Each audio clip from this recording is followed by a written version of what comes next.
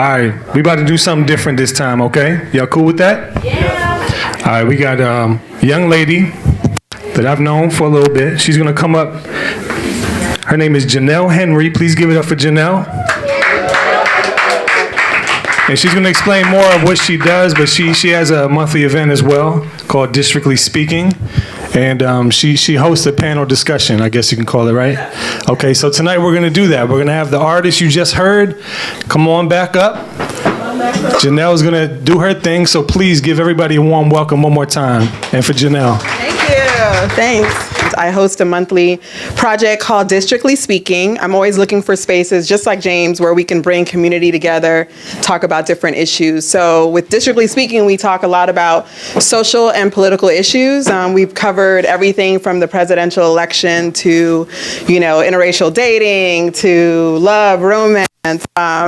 Just everything you can think of that people are talking about right now. We try to bring it into a space like this and have a conversation about it. So for the 1 year anniversary of Soul Food Sundays, we thought it'd be really good to talk to some of the performers that are performing tonight, kind of hear a little bit more about their story and how it's impacting the community at large. So if we can have all the performers back up here. Is this everyone? Missing someone. Missing. Yes.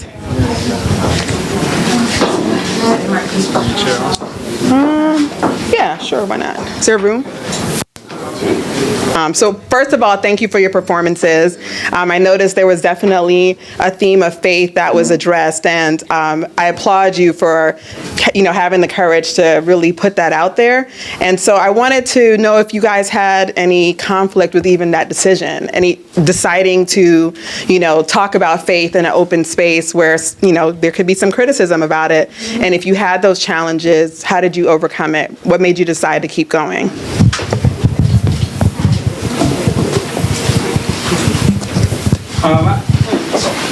Can you all hear me?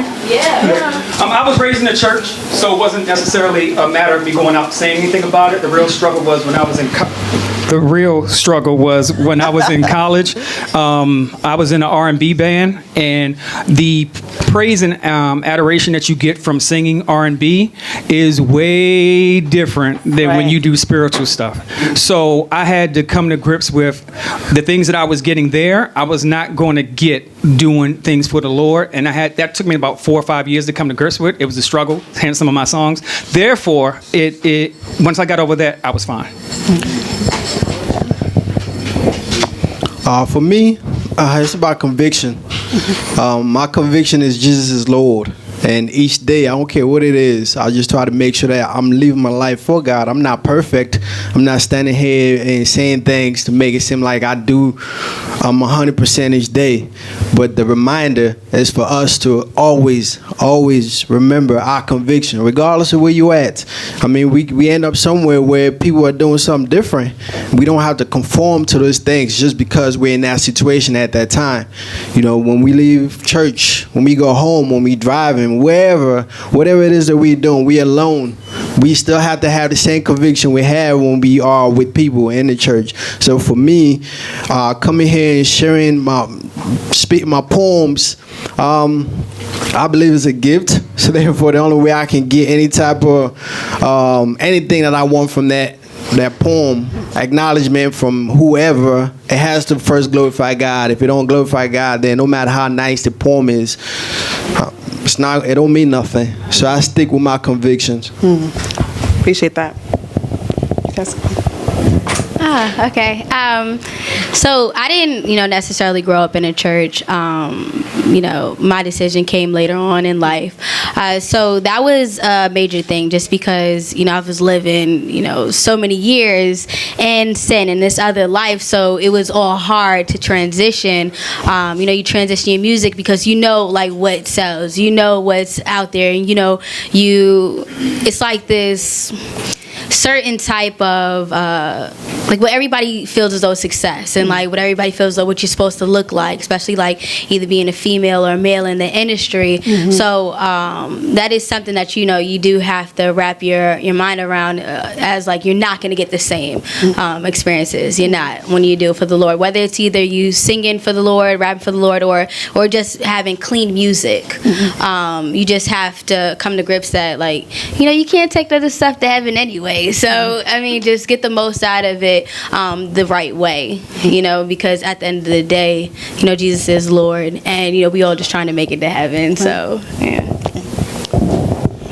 For me, like that's just the core of me. Like I'm a Christian. I follow God, follow the Bible. So it's always just going to be what I'm going to be talking about. So whether it's like like secular music, or for me, it's always that's going to be what I just draw to, because that's what the core of me is. So.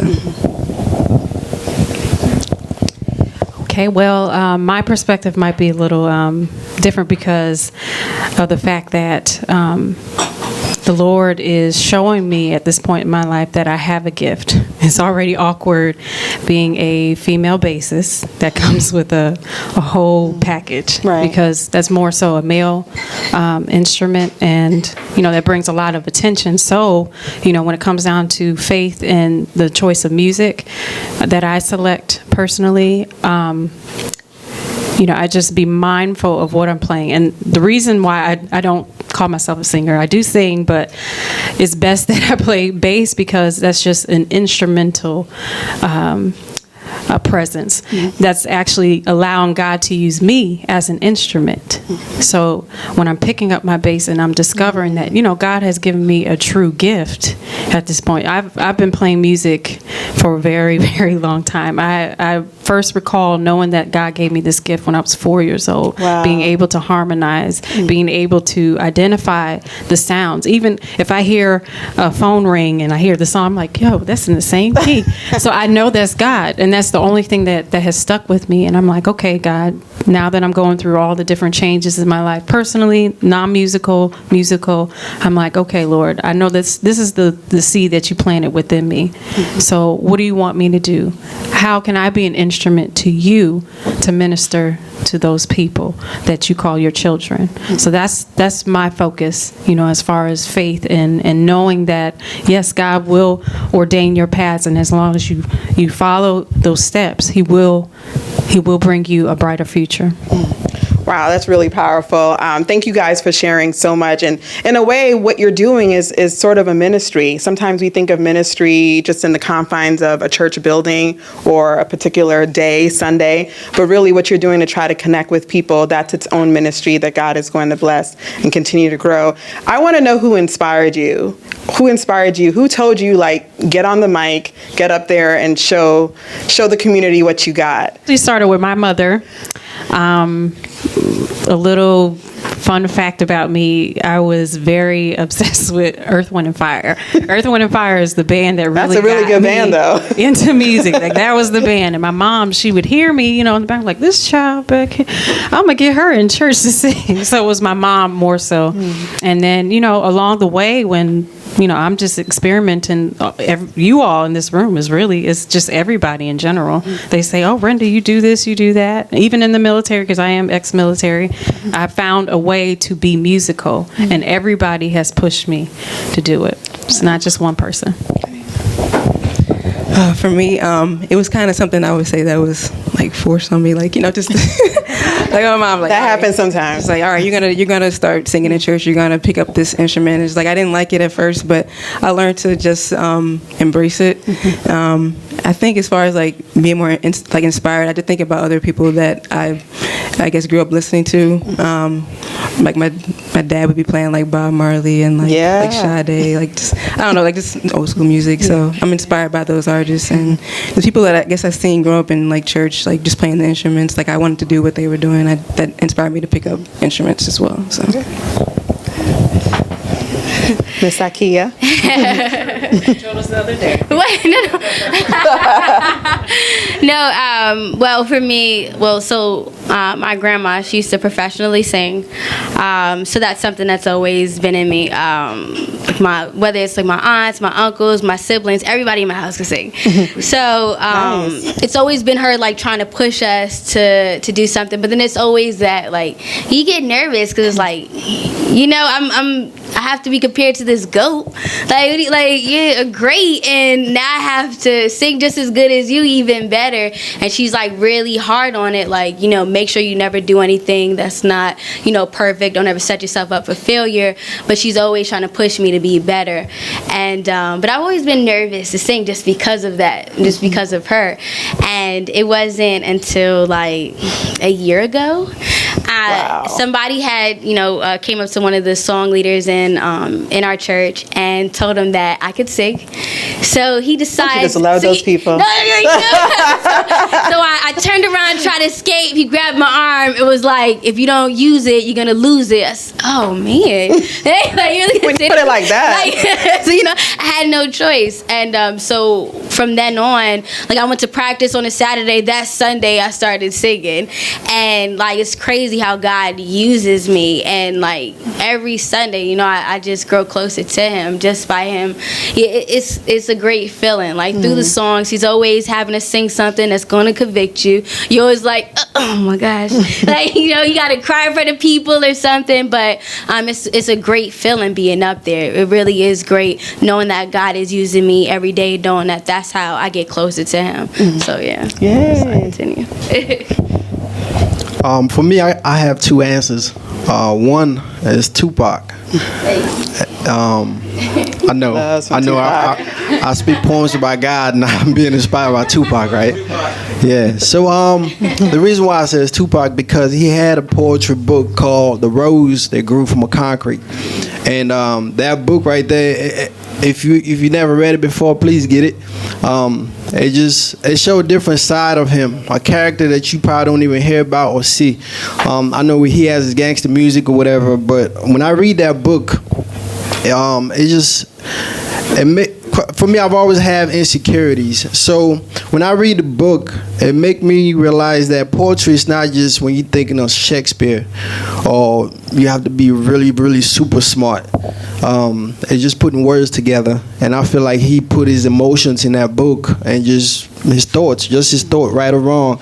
And for me, that's what inspired me to write. Now, when it comes to performing, because I've been writing since high school, and I've never performed before until after I graduated college. I came home.